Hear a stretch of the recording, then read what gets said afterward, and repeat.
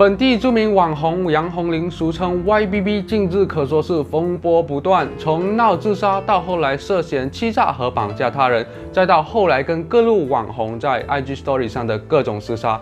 我承认，香港 DVB 或者台湾乡土剧都没有那么精彩。而在最近，就有商家上门找 YBB 代言而遭到网民抵制，这件事就引起了正反双方的激烈辩论。正方认为我们应该抵制这些商家，因为他们在纵容不道德的社会风气。反方则认为人非圣贤，孰能无过？我们应该给 YBB 一个改过的机会，好让他可以早日还清债务，重新做人。大家好，欢迎回到 Do Love Economic 频道，我是邵荣。这期影片我们会借题发挥，第一部分跟你谈杯葛的历史和目的，第二部分则陪你聊我们对于 YBB 事件的一些看法，希望可以给大家带来启发。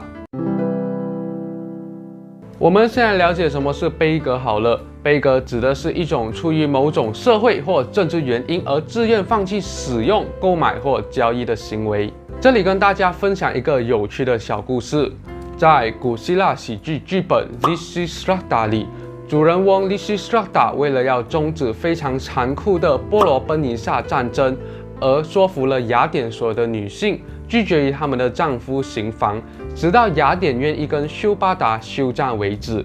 这大概是历史最悠久的杯葛行为了。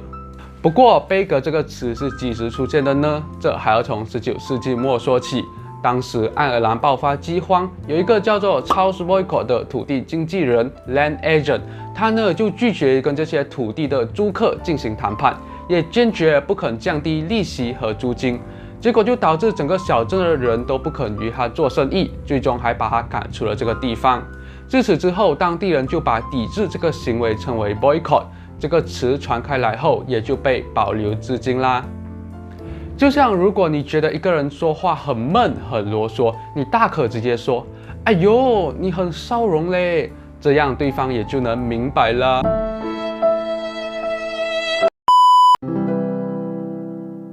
一般上，杯葛企业或者是国家是希望达成什么效果呢？其实很简单，就是促成大家心目中想要的改变。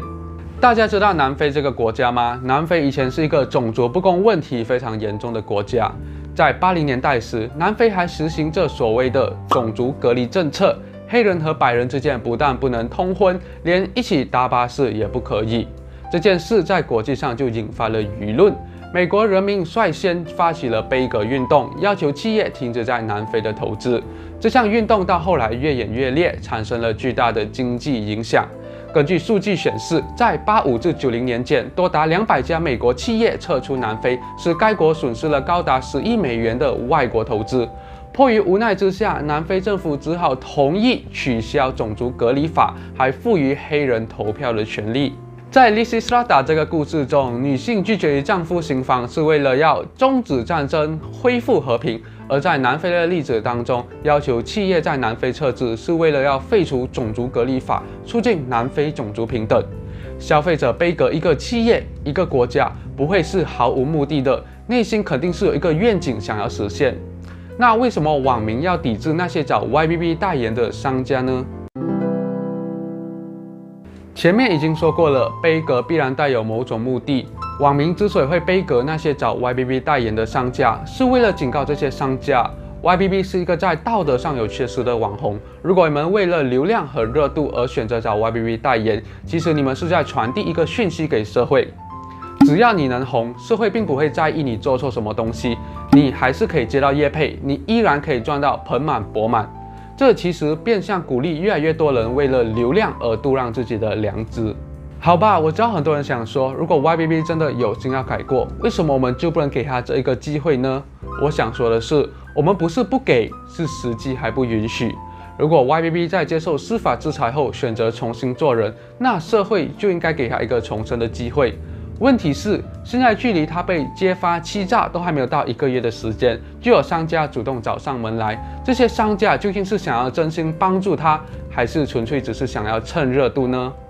如果 YBB 知道自己的新闻具有商业价值，那岂不是鼓励他继续炒红自己，继续在 IG 上大战网红？那他又如何会改过呢？而且网红做错事被杯葛又不是头一次，在国外也早有先例。举例而言，英国一名网红 Emma Chiu 在去年圣诞节期间，因不肯被困在被封锁的英国，而假用工作名义到杜拜去旅行。这件事就引起了社会上的舆论讨伐，他还因此损失了2.5万个 follower。好，扯远了。其实还有一派人是拒绝杯葛企业的，因为杯葛本身的效果就有限。根据 Eastern Michigan University 心理学荣誉教授 Marion Freeman 所发表的一篇论文显示，在1970至1980年间，美国出现了多达90个杯葛运动，而最终只有24个真正达到改变企业的目的，成功率为26.67%。宾夕法尼亚大学沃顿商学院教授 Maurice Schweizer 也认为，杯葛运动很少会引发改变。当人们渐渐不去关注时，杯葛运动就会不了了之。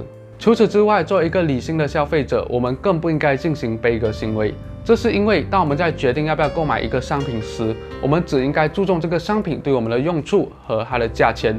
如果我们将这个商品背后所代表的企业文化都纳入消费考量，那我们就会做出很多不理性的决定，包括拒绝购买对我们价廉物美的商品。因此，从这层意义上而言，杯葛其实对你的钱包不利。其实对我而言，杯葛这些商家的最终目的，并不是为了要打压他们的生意，或者是让他们的店面关门大吉。毕竟在这疫情期间，中小型企业特别不容易，我们不应该再雪上加霜。我觉得杯葛的真正意义在于表达立场。很多时候，我们无法改变环境，我们无法改变想要蹭热度的商家，我们无法改变注重流量的广告商，我们更无法改变那些喜欢通过炒红自己进而取得关注的网红。不过，我们可以表达态度，我们可以选择以抵制或者是杯葛的方式来传递一个讯息。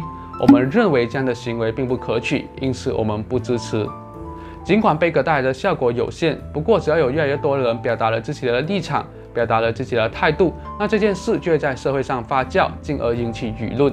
各种理性的意见互相碰撞、互相交流，这才是健康的民主社会应该有的样子。总结：第一，杯葛指的是一种出于某种社会或政治原因而自愿放弃使用、购买或交易的行为。第二，杯葛某个企业或者国家是希望促成大家心目中想要的改变。第三，支持杯葛的人认为，商家找 YBB 代言其实是在变相鼓励越来越多人为了流量而度让良知。第四，杯葛本身很少会引发改变，当人们逐渐不去关注时，杯葛运动就会不了了之。第五，杯葛的真正意义在于表达立场，进而引起舆论关注。好啦，今天就跟大家分享到这里。你对 YBB 事件又有什么看法吗？欢迎在底下留言跟我们交流。我们的频道还会持续输出更多的经济学内容以及讲解经济学书籍。如果你觉得我们的频道有价值的话，那就帮我们按赞、订阅和分享，以帮助演算法将我们的影片推广得更加远。我是邵荣，我们下期再见。